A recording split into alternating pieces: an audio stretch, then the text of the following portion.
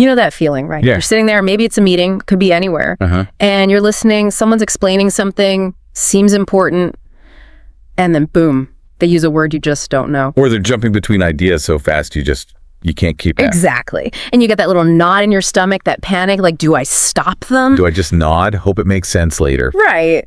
And the risk of not asking, well, it can be huge. Wasted time, misunderstandings, could even lead to a big mistake down the line. Oh, it's incredibly common. I think we often worry more about, looking like we don't know something. Yeah. Or maybe being disruptive. Yeah. More than we worry about the actual costs of just not getting it. Absolutely. And that hidden cost, that's exactly why we're doing this deep dive today.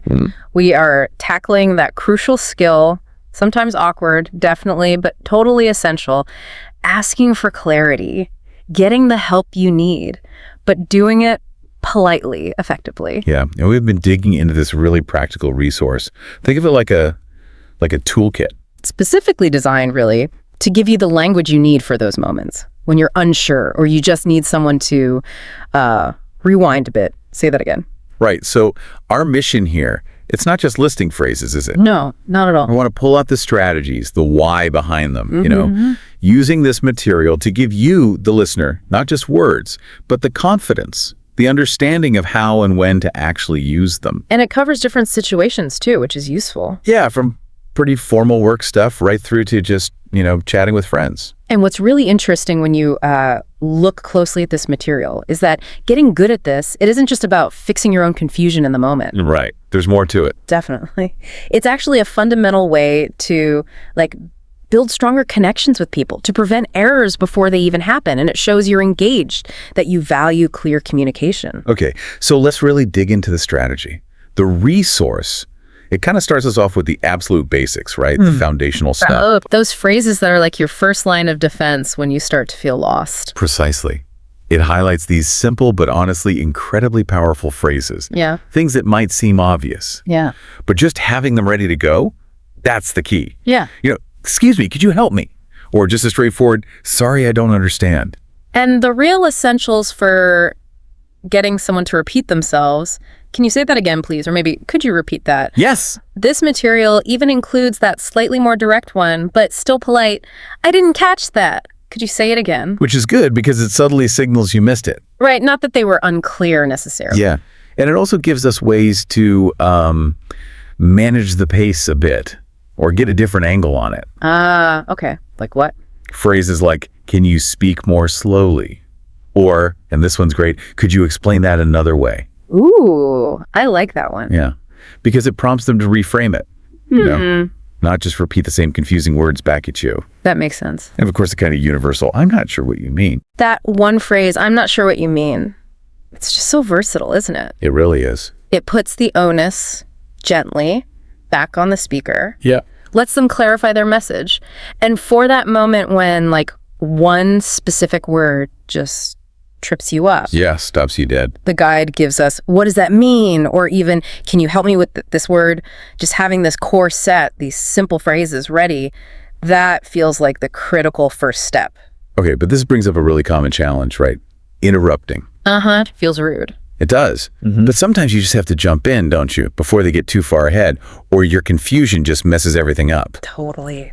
So this resource offers some smart, polite ways to just pause the flow without, derailing the whole thing. This is where it gets really useful, I think, because the goal isn't to completely halt them. No. It's just to get that quick point of clarification and let them carry on. Phrases like, sorry to interrupt, but, and then your quick question. Perfect. Yeah. Or framing it like a quick check-in. Can I ask a quick question? Or maybe, do you mind if I ask something? Simple. The resource even suggests something more direct, but you'd need the right situation. May I ask for help, please? Right. Depends on the context. I also like how it suggests framing it around your need. Like, I just need a bit of help understanding, and then saying exactly what you missed. The material gives this great little example. Someone says they take the train at 6. Okay. And you can jump in quickly with, sorry to interrupt, but did you say 6 or 6.3? Nice and specific. Yeah. You get the clarity, they pick right back up. It's efficient, minimizes the disruption. And building on that idea, managing interactions, this resource really hammers home that context matters a lot. Oh, for sure. Asking for clarity at work or maybe in a lecture, that needs different language than asking a friend over coffee. Absolutely. You wouldn't yell, "Hold on, you lost me," at your boss in the middle of a presentation, right? Probably not advisable, no. In work or school, you need phrases that are, respectful of the setting. Could you go over that again, please? Or the direct but still polite, "I'm a little confused about this part." Much better fit. And it highlights more formal ways to ask for more detail, too. Things like, "Would you mind explaining that step again?" Okay. Or, "I didn't understand the last thing you said." These are specific, professional sounding. And here's a fantastic one for complex stuff. Can you break that down for me? Oh, yeah, that's useful. The example given is spot on. Imagine a teacher explaining something complicated, and you just say, "Sorry, I didn't understand. Can you break that down for me?" It shows you're struggling, but respectfully asks for simplification. Okay, now shifting gears completely. When you're with a friend, the dynamic's totally different. Yeah. Much more relaxed. The tone loosens up and the language reflects that naturally. Definitely. The phrases are much more informal, more direct, but in a good way, Like, "Wait, I didn't get that. What did you say?" Totally normal between friends. Or, "Hold on, can you explain that again?" Yeah, or even more casual things like, "Say that one more time." Yeah. Or the wonderfully direct, and let's face it, relatable, "You lost me. Can you start over?" Huh? Been there. We all have. Yeah. There's also the simple, "What does that word mean?" Easy, expected among friends. The resource gives this scenario where a friend mentions a flat tire. Okay. And you just ask, "Wait, what the flat tire?" It just highlights how natural those questions are in casual settings. No big deal. So, okay. We've covered the basic asks, how to interrupt politely, tailoring language for formal or casual. But what about when it's not the whole idea, but just like one word? One word throws you off. Yes, such a common sticking point. And this resource, wisely, I think, has a whole section just on asking about vocabulary. Good. Offering practical questions that go beyond just, "What does that mean?" Right. It suggests things like, "How do you spell that?" Which is super practical sometimes. Definitely. Or, "What's the difference between and I?" If you're mixing up similar terms. Yeah, that's helpful. And crucially, getting context. Asking, "Can you use that word in a sentence?" That often helps way more than just a dictionary definition. True. And maybe for gauging usage. Is that a common word? That's a great question, too. The material includes this little dialogue example. Someone asks about the word budget, Yeah. gets the definition, then asks for it in a sentence. Okay. "We have a small budget for our vacation."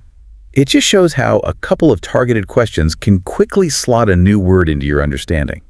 So beyond just asking for an explanation, the resource also talks about gentle ways to say you're completely lost without sounding like you weren't paying attention. Yeah, or implying the speaker was just bad at explaining. Exactly. It is- This is about softening the feedback, isn't it? It is. Phrases like, "Sorry I missed that," are really effective because they gently place the difficulty on your end, right? Even if maybe they were rushing or unclear. Right. It makes it easier for them to just repeat or rephrase without feeling defensive. Exactly. Yeah. "Could you say it a bit more slowly?" is another one. It's phrased as your need for help, not a criticism of their speed. Smart. "I'm having trouble following." That's a polite way to admit you've lost the thread. And framing it around reviewing a specific bit is also good. Can we go over that again? Or do you mind repeating the last part?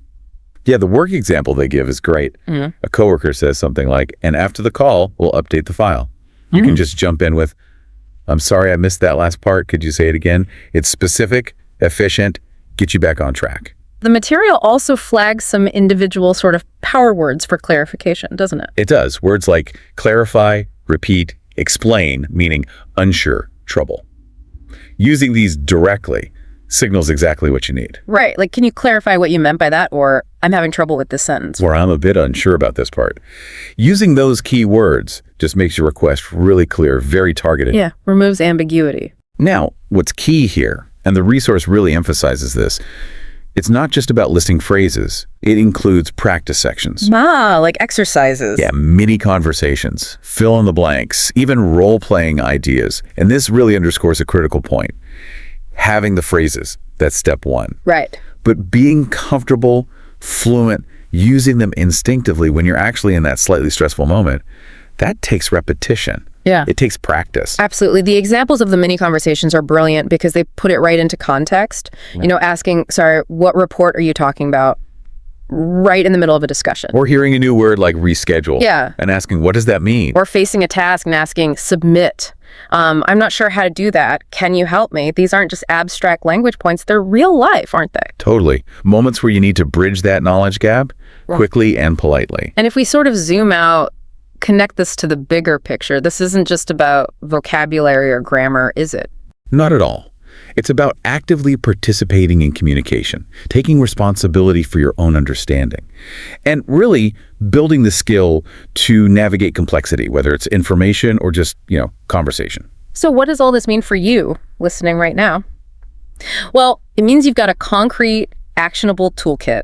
This deep dive, looking at this material, shows there's a whole range of specific phrases and strategies. From those basic building blocks to tailoring your language for work or friends, tackling tricky words, and gently saying when you're lost. And having that toolbox, it just makes a huge difference.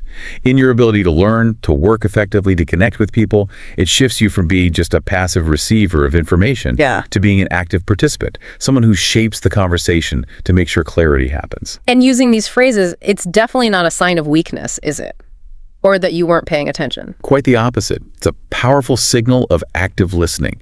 It shows a genuine commitment to understanding. Shows you value accuracy and respect the whole communication process. So the real takeaway from digging into this resource, it's the importance of putting it into practice. Absolutely. So our challenge for you is pretty simple. Pick just one or two of these phrases, whichever ones resonated or feel most useful for your situations. And just commit to trying them out this week. Maybe it's a simple, can you say that again? Or maybe, I'm not sure what you mean. Like any skill, asking for clarity, it gets so much easier, so much more natural the more you actually do it. And here's maybe final thought, something to mull over as you go about your week. When you confidently ask, what does that mean? Or could you explain that another way? Yes, it helps you understand better right then and there. Sure. But it also gives invaluable feedback to the other person. It highlights, maybe gently, where their communication could be clearer, which in turn helps them communicate more effectively with everyone else in the future. Interesting ripple effect. Exactly. So how might your willingness to seek clarity not only unlock learning and opportunities for you, but also create this positive ripple effect?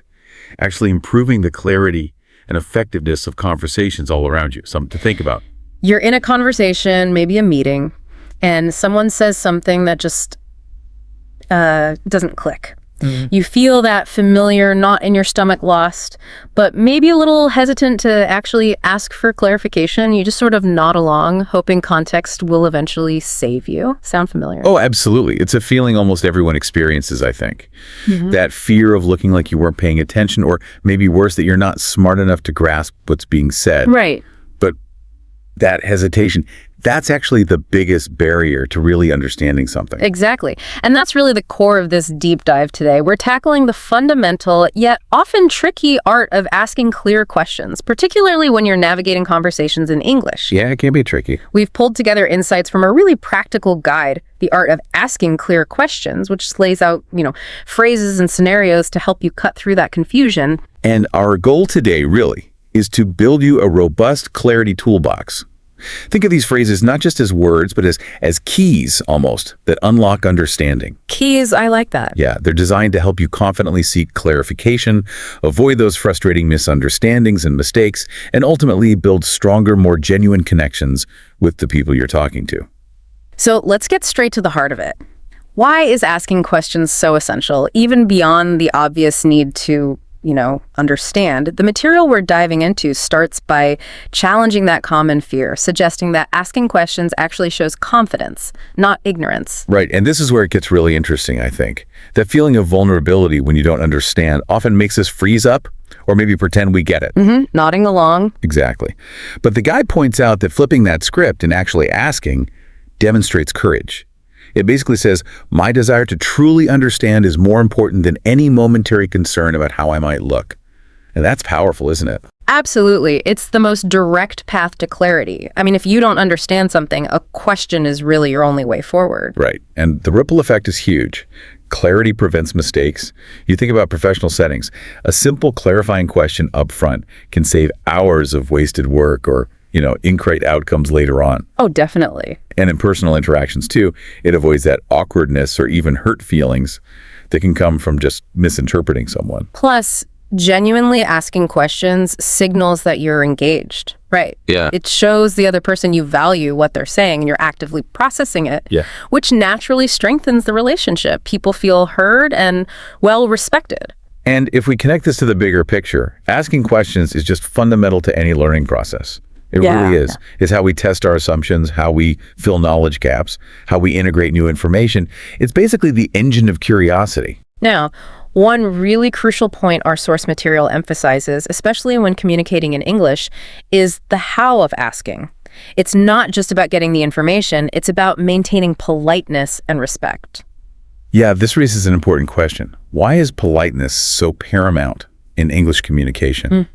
Sometimes it feels even more important than just being direct. The guide gives that really stark contrast. You can just blurt out, what are you talking about? Oof, yeah, that would instantly put someone on the defensive, a bit aggressive. Exactly. It kind of challenges the speaker rather than just asking for help understanding. Yeah. The preferred approach, highlighted in the guide, is something much softer, like, I'm sorry I didn't catch that. Could you explain again, please? That simple shift in phrasing makes all the difference, doesn't it? It really does. The tone change is massive. It softens the request and makes the other person much more willing to help you out. Yeah. In English, politeness often involves mitigating potential impositions. Using phrases like, I'm sorry, please.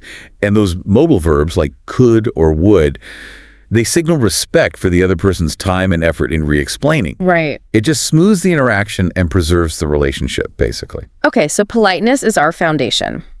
Now let's get practical and start building up that clarity toolbox. Our source provides a fantastic set of high-frequency phrases that you can deploy in all sorts of situations. These are your go-to phrases, yeah. The ones you need when you need to pause or catch up or just get a bit more detail. They might seem simple, but having them ready in your mind is absolutely key. Like what? Give us some examples. Okay, consider phrases like, I'm sorry I didn't catch that, or could you say that again, please?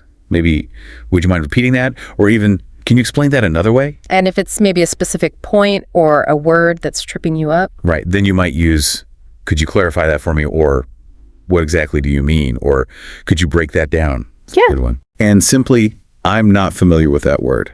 What's really valuable here, I think, is recognizing you have options. The guide gives you different ways to express the same core need. You need clarity, allowing you to choose the phrase that feels most natural to you or maybe best fits that specific situation. Exactly. Having those options makes you feel more in control, doesn't it? Less panicked. Definitely. And building on those essential phrases, the material also talks about softening language, adding that extra layer of politeness that just makes you sound more natural and, well, considerate. This is where you take a basic request and just polish it a little. So instead of a direct, kind of abrupt, say again, you add the magic words and the modal verbs. Could you please say that again? Or changing repeat to the much softer, would you mind repeating that? Using would you mind is such a classic English politeness strategy, isn't it? It really is. Even something simple like explain can become, would you be able to explain that again? See how it transforms a potential instruction into a polite request about their capability. Yeah, that's clever. And that blunt, I don't get it. It softens beautifully into, I'm not quite sure I understand, adding the quite sure, just reduces the force of the negative statement. That simple transition the guide mentions from a direct, what does that mean, to the polite, excuse me, could you tell me what that means? It completely reframes the interaction. It does. It's about making the other person feel like you're inviting their help, not just demanding information. Absolutely. And this focus on softening isn't just about, sounding nice for the sake of it. It genuinely impacts how effective your communication is. People are just more receptive and willing to engage when they feel respected. Okay, so we've got the tools, we've got the politeness boosters. How do we actually use them in the messy reality of everyday life? The source gives us some great scenarios to think through. Right, let's apply these. Consider the workplace.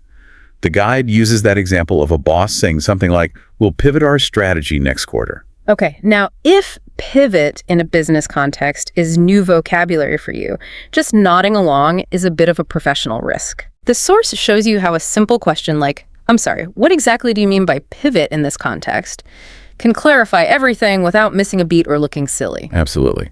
Workplace clarity is, well, it's non-negotiable, really. Yeah. Using phrases like, could you clarify what you meant by, or perhaps, I'm unfamiliar with that expression, could you explain?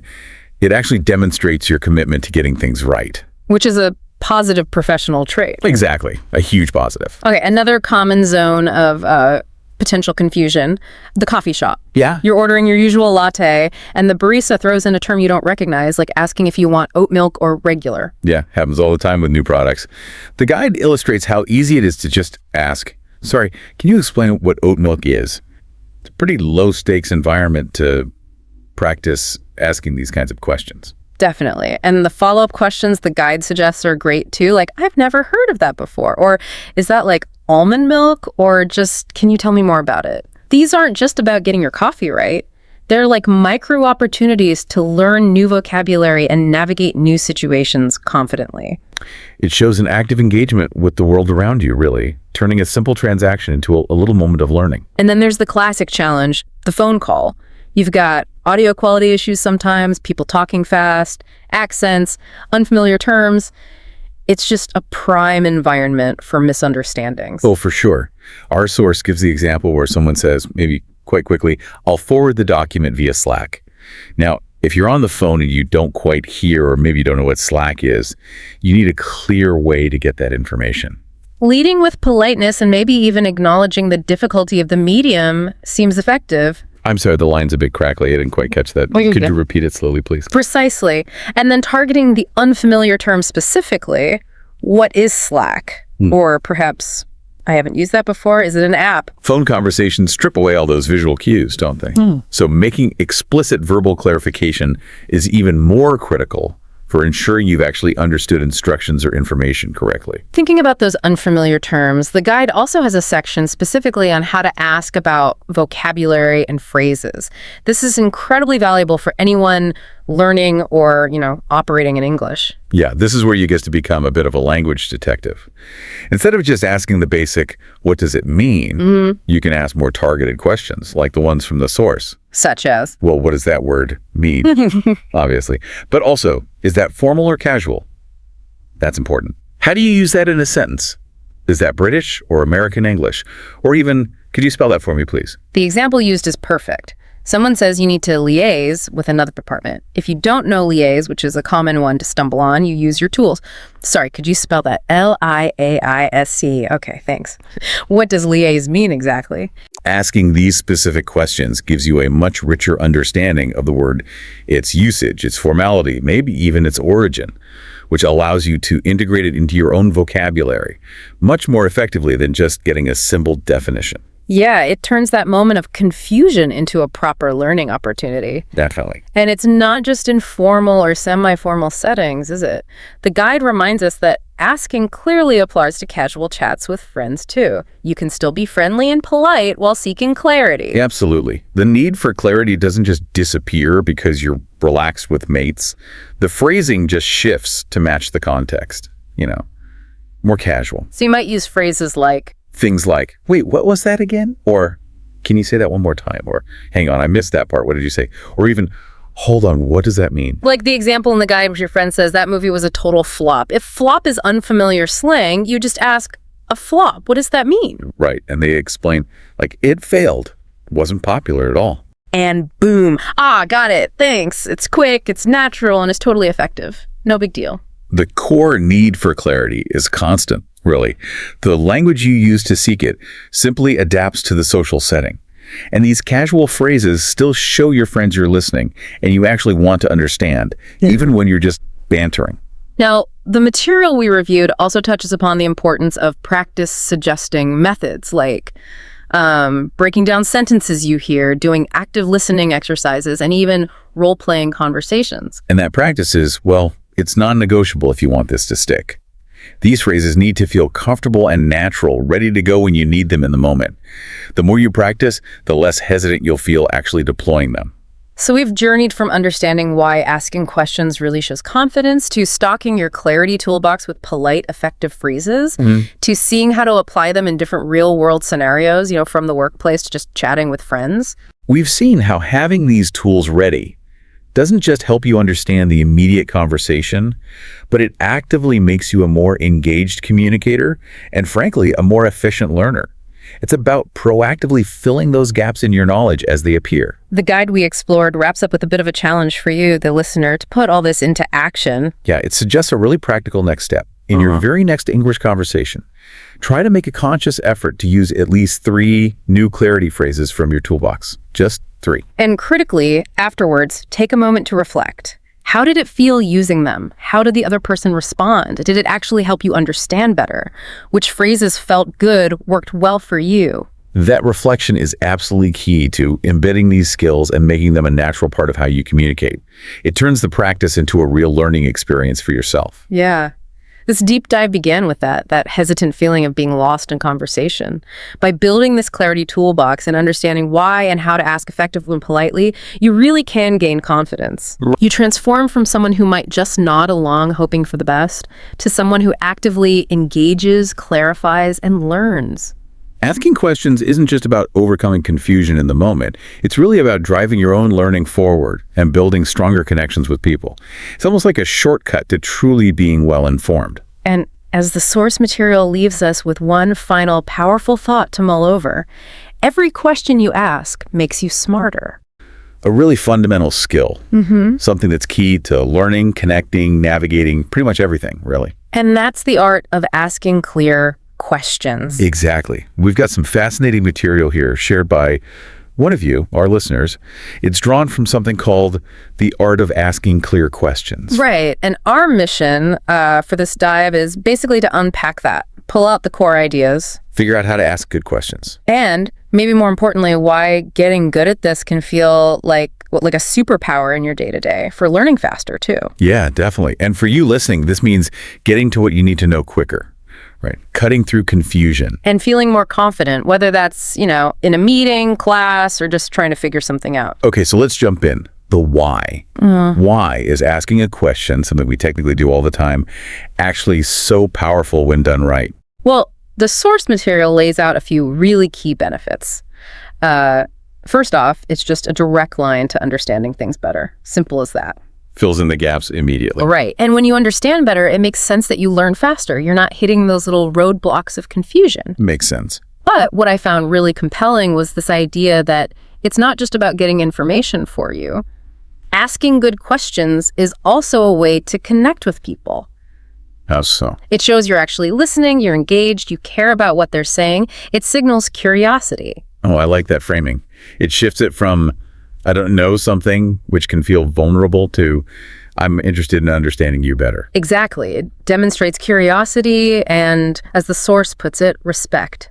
And just practically speaking, asking a clarifying question up front, it saves you from making mistakes later. Yeah, that's a big one, being proactive. Totally. And the material really stresses it's not just that you ask, but how. Asking clear and polite questions. It says that's seen as a sign of intelligence and respect again. Respect for the other person's time, their knowledge. Okay, so it's not just manners, it's strategy too. Kinda, yeah. So if we want to ask these clear, polite, effective questions, how do we actually build one?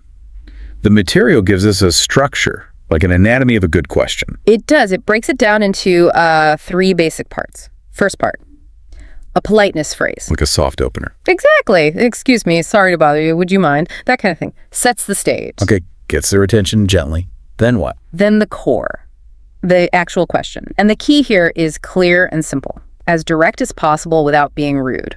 So what does X mean? Or could you explain why? Perfect. And the third part, which is optional, is adding a bit of detail or the reason why you're asking. Giving context, like I'm new here or I missed that part. Precisely. It helps the other person understand where you're coming from. So something like, I've never encountered that term before. Okay, let's use the example they gave. Excuse me, could you tell me what pivot means? I've seen it in emails, but I'm not sure. That seems to fit perfectly. It does, right? Excuse me. Polite and craze. Okay. Could you tell me what pivot means? Clear, simple question. Check. I've seen it in emails, but I'm not sure. Optional context. Check. It's a solid little formula. Very actionable. And beyond that structure, the material also lists some essential question starters. Powerful beginnings, it calls them. Like little templates. Yeah, almost. Things you can practice so they roll off the tongue more easily. Let's see. Would you mind? Can you tell me? I was wondering if... Do you know? Is it possible to? Would it be okay if? Those cover a lot of ground. They really do. And practicing them helps you avoid, just blurting out something less effective or maybe even a bit abrupt. Yeah, which brings us to another point the source makes, which feels crucial. Tone and emotion. It's not just the words. Oh, absolutely. How you ask is just as important, maybe more important than what you ask. It contrasts the sort of bad tone example. Right, like barking, "What are you saying?" versus something like, "I'm sorry, I didn't quite catch that. Could you explain again?" Much better. World's different, isn't it? The first one feels like an attack. The second feels collaborative. Yeah. And it recommends aiming for a voice that sounds calm, curious, polite, and open. And it even suggests practicing. Take a phrase like, "Excuse me, would you mind repeating that?" And try saying it kindly, then try it rushed. Then maybe impatient or rude. Just to hear the difference yourself. Exactly. Makes you really aware of the impact of that nonverbal layer. That's a great exercise. Okay, so let's ground this. The material gives some real-world examples, different scenes where this plays out. Right, makes it concrete. So at work, maybe someone uses jargon like deliverables. Instead of just nodding. Use the structure. Excuse me, could you clarify what you mean by deliverables? Polite, direct? Or in a class, teacher mentions syntax. You could ask, "Sorry, I'm not quite sure what syntax refers to here. Could you explain that?" Shows you're paying attention, want to learn. Even super simple stuff, like at a restaurant. Waiter asks, "Sparkling or still?" If you don't know, just ask, "Sorry, what's the difference?" Gets you what you actually want. Or airports. Gate changes. Asking clearly is vital. Could you repeat that gate number, please? Definitely. And with new tech terms popping up constantly, like QR code on a phone call. Yeah. A good question is just, "I'm sorry, I don't think I know what a QR code is. Can you explain?" It just shows these clear, polite questions work everywhere. Super practical. But it doesn't stop there. The material makes a great point about not just asking one question. It talks about the power of follow-up questions. Digging deeper. Exactly. Moving from just getting the definition to really understanding. So you ask what a word means. Okay. Then you follow up. How would I use that in a sentence? Or is that formal or more casual? Getting the context, the usage.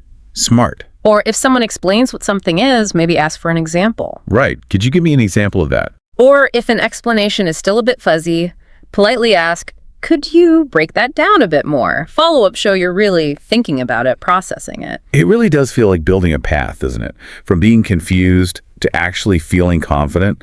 The source even maps out a little conversation flow. Yeah, it's a neat illustration. Start simple. Sorry, could you repeat that? Step 1, make sure you heard it right. Then pinpoint the issue. What does that specific word mean?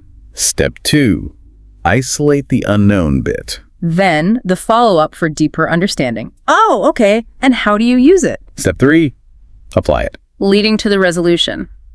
Thanks. That makes sense now. You can see how the questions build on each other. That sequence makes it very clear. And it also touches on adjusting your style, right? Casual versus formal. Oh, yeah. That's key. You wouldn't ask your boss a question the same way you'd ask your best friend. Hopefully not.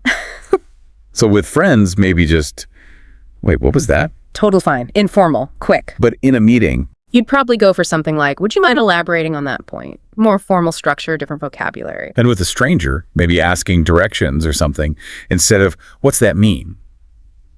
Which could sound blunt. You'd soften it. "I'm not familiar with that landmark. Could you perhaps clarify?" Recognizing the context is crucial for effectiveness. Definitely. Another really practical application mentioned is using questions to clarify instructions. Yes. This is huge for avoiding mistakes.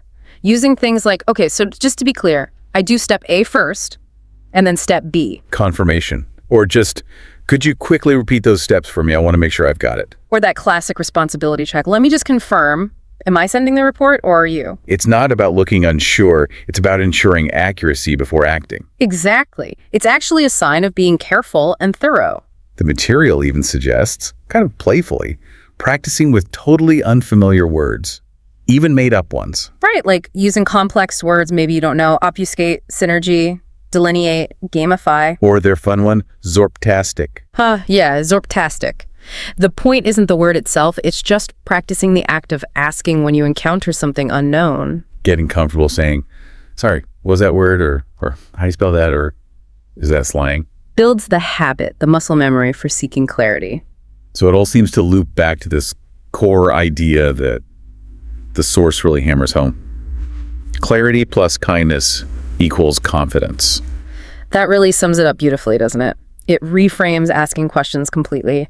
It argues that asking shows you care, you're engaged, you want to learn, you're thinking. These are all good things. Positive attributes.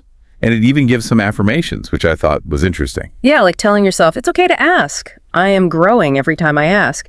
Clear questions lead to clear answers. It's about shifting that internal narrative, isn't it? From asking as weakness to asking as a strength. Absolutely. So yeah, we've kind of walked through the whole process based on this material, the why, the structure, the tone, handling different situations, using follow-ups. Clarifying instructions, practicing. Yeah. It's a pretty complete picture. It really is. A solid toolkit. And for you, the listener, especially if your goal is to absorb information quickly and deeply without getting bogged down, mastering this. Yeah. Asking clear, polite questions. It feels like a direct route to that. Puts you in control of your own understanding. Exactly. So as we wrap up this deep dive, here's something to think about. Building on what we've explored from this source material. Beyond just getting the facts straight for yourself, how does becoming really skilled at asking clear questions actually change how other people see you? How does it shift their perception of your curiosity, your engagement, your overall presence in any conversation or interaction?